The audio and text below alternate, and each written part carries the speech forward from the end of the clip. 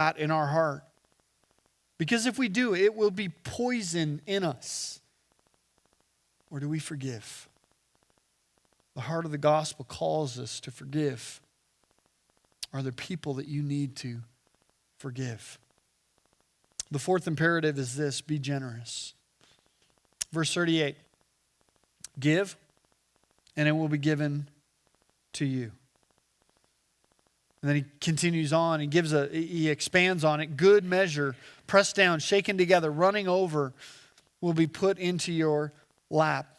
Now, that second part, what he's talking about there is, it's kind of an agricultural thing. And it was when they would fill up when somebody would buy corn and they would fill up their container with corn, it was the idea of pressing down the corn, shaking the corn to make sure it all settles to the bottom, and then pouring even more on top so that it overflowed on top of it. And the idea that Jesus is saying here is that be generous.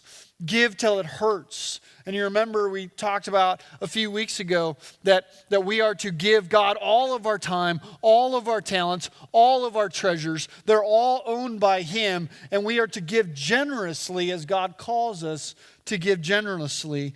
And that is the point that He is giving here. That because God has given so generously to us, that we are to remember that and to be reminded of that, and that same character that God has is to be reflected in our lives as well. Let me ask you a question. Would people know how generous God is just by looking at your life? Would they know how generous God is of His resources for you, of His love for you, of His time for you? Would they know how generous God is towards His